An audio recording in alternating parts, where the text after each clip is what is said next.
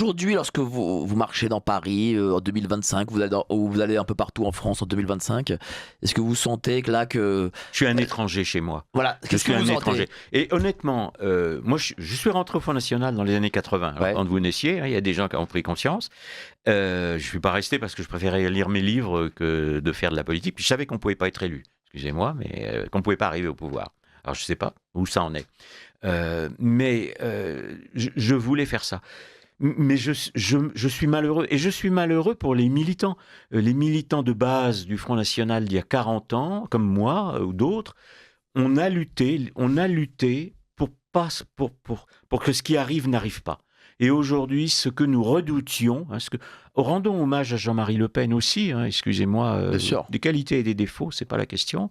J'avais fait ici avec Beckett une émission avec Jean-Marie Le Pen où je lui ai parlé de la franc-maçonnerie, hein, à l'époque, hein, on est dans les années, il y a 30 ans, hein, quasiment, Mmh. et si vous voulez, il a eu le courage et il a prévenu la France. Voilà.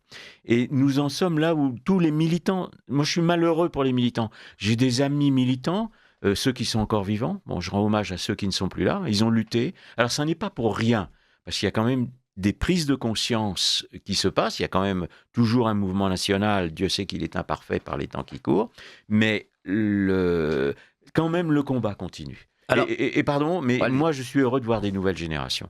Honnêtement, nous n'avons pas lutté pour rien. Je dis à tous les militants déçus, mais je suis malheureux dans mon pays. Je vais mourir dans un pays qui n'est plus le mien. Et ça, c'est épouvantable. Je suis un étranger, et nous sommes des étrangers dans C'est notre dur comme propre mot. pays. C'est très dur à vivre. Je suis en exil.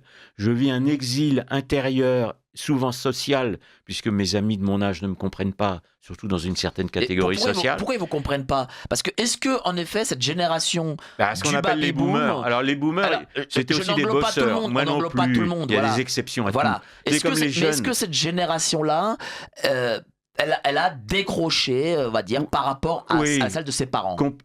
J'irai pas jusque-là, il y a déjà des imperfections avant, hein, les transmissions ne se sont pas faites, mais là, il n'y a pas de doute qu'il y a un drame, et ils se sont fait avoir. Bon, maintenant, la dette est évidemment abyssale, c'est volontaire, et on va la payer. Pourquoi ils se sont fait avoir? Est-ce que Parce les qu'ils ont- 30 Glorieuses ont été une sorte de consumérisme? Oui, mais à l'époque, les gens travaillaient énormément, il ne faut pas oublier, elles sont méritées, les 30 Glorieuses. Et je Bien sûr. précise d'ailleurs Hum. que l'immigration n'y est pour rien, parce Oui, ça, qu'aujourd'hui, on ne fait pas. précisons-le. Hein. C'est avant l'immigration, les 30 Glorieuses, si vous voulez. Alors attendez, on va bien faire une différence entre les immigrés des années 20-30, c'est-à-dire des Polonais, des Italiens, des Espagnols, c'est une immigration européenne qui était passagère, hein, ils venaient travailler et retourner chez eux, ou ils restaient en France et ils s'assimilaient totalement à la France. En plus, c'était des chrétiens, des Européens chrétiens, donc ça c'est très facile à assimiler, mais l'immigration, elle est due à quoi? Elle est due à la décolonisation. Elle se passe donc postérieurement. Il y avait très peu d'immigrés dans les Trente Glorieuses, hein. C'était les ouvriers français qui travaillaient. Avec d'ailleurs une nuisance de la CGT, puisque finalement, bon, moi j'ai été un avocat d'affaires, appelons les choses, j'ai connu des grands patrons. Pourquoi les délocalisations? Parce qu'il y avait tellement de grèves en France que le capital a préféré aller ailleurs. Et il y a une immense différence entre la France de ces années-là et celle d'aujourd'hui. Il y a deux formes de capitalisme. Évidemment, je parle de ça aussi dans mes livres, hein, dans celui-là, notamment dans la deuxième partie. Vous aviez, parce qu'il est presque en voie d'éradication, un capitalisme national, c'est-à-dire le capital était détenu par des Français. Maintenant, en France, le capital est détenu très majoritairement par des groupes étrangers. Par des fonds de pension. Donc, des fonds de pension étrangers ou des groupes étrangers ou des banques étrangères. Donc, nous ne sommes plus maîtres de notre destin. Du temps, les capitalistes étaient antisocialistes puisque les socialistes voulaient nationaliser les moyens de production, ce n'était pas leur intérêt. Mais ils ont vendu les grandes familles, les grandes dynasties bourgeoises qui avaient leurs défauts, on est bien d'accord, mais leur capital a été pris et perdu. Mais ça a assuré l'indépendance de la France. Nous avons aujourd'hui donc un capitalisme qui était national, qui fait la force des nations, et vous avez un capitalisme apatride qui est prédateur. Et aujourd'hui, nous sommes dans une financiarisation. Il ne faut pas oublier non plus, alors je fais de l'économie aussi évidemment, qu'il y avait une économie réelle et qu'aujourd'hui nous sommes dans une économie artificielle, intelligence artificielle, qui est un désastre. Hein. Bon, j'espère qu'on évitera une dictature numérique, donc grand danger de l'intelligence artificielle, qui consomme plus d'électricité dans le monde que la France. Donc, vous voyez, là aussi, hein, ce qu'on peut raconter par les écolos. Et donc, nous sommes véritablement dans une dictature qui nous emmène vers le mondialisme. Nous sommes dirigés par des traîtres, appelons les choses par leur nom. Donc, je souffre de ça. Et alors, j'invite pas à la révolte dans la rue, parce que le gouvernement tirera sur les Français de souche. Voilà. Mais j'invite au moins à la prise de conscience, à la libération des esprits. Je pense que, moi je vais vous dire une chose, malheureusement, et je veux pas que ça arrive, mais je pense que on doit y passer par là, même si le gouvernement tirera sur des Français de souche, parce que la libération d'une tyrannie, malheureusement, ne se fait que physiquement. Ça fera la violence. Elle ne peut pas se faire dans un bulletin de vote. Je vais prendre l'exemple de la dissolution. Nous avons un chef de l'État qui n'a qu'un tiers de l'Assemblée en sa faveur, et malgré cela, il continue à diriger. Malgré cela, le budget est voté, et malgré cela, d'autres lois passeront.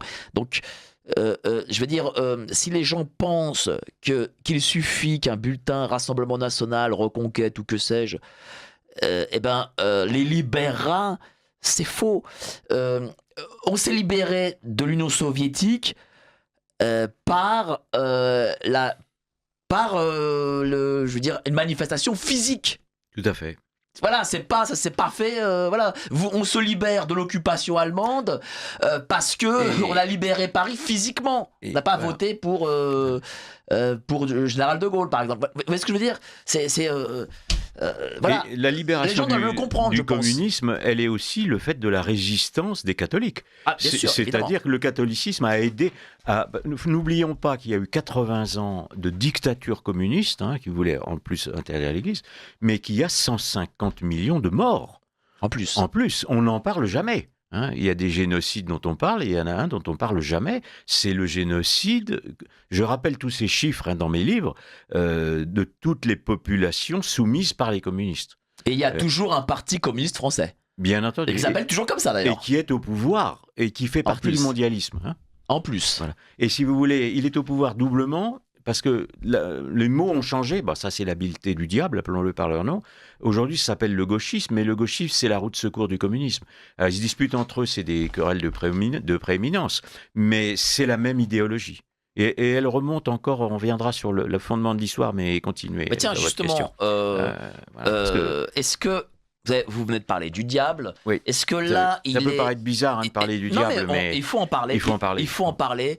Est-ce que là, il arrive Moi, je voulais que je dise une chose. Lorsque j'ai vu la cérémonie des Jeux Olympiques, je me suis dit qu'il était déjà là, et qu'il arrivait, et qu'il était venu, et qu'il était parmi nous. C'est un dévoilement. Le diable va quand il croit qu'il va prendre le pouvoir, il va toujours trop loin.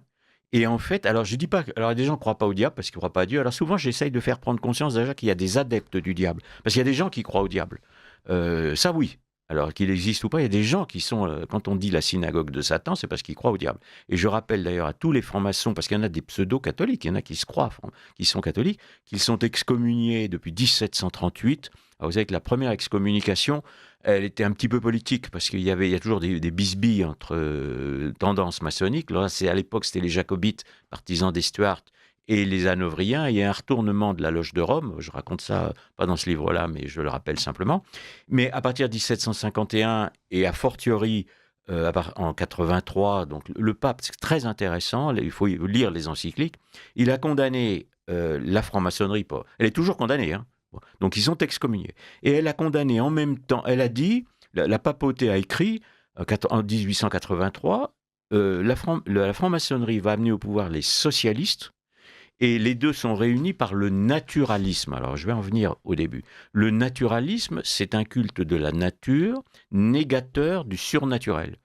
Alors qu'est le diable ? Le diable, c'est celui qui veut détruire la création par Dieu, donc qui nie déjà l'existence de Dieu. Le diable nie sa propre existence, de même que la franc-maçonnerie dit oui, on n'a pas de pouvoir, alors qu'ils sont partout. Alors ils n'ont pas tous les pouvoirs, qu'on s'entende bien, on ne va pas me traiter d'obsédé du complot, mais ils sont infiltrés partout, dans les syndicats, dans les partis politiques, pour être élus. Vous n'êtes pas obligé d'être maçon, mais vous ne pouvez pas être anti-maçon. Là, vous êtes exclu. Voilà. Et dans l'enseignement, les fameux syndicats de l'enseignement, ils sont tous tenus par la franc-maçonnerie. Les banques, les administrations. Hein. L'État profond, c'est la franc-maçonnerie. Appelons les choses par leur nom. Pardon, monsieur, je suis confus, j'ai garé mon briquet. On a aussi tendance à jouer avec le feu. Google, qui est une création de la CIA. L'équipe de Géopolitique Profonde vous donne le meilleur de l'actualité brûlante. Mais en échange, on veut un geste de votre part. Merci de ce geste d'amour, on vous le rendra. Ravi.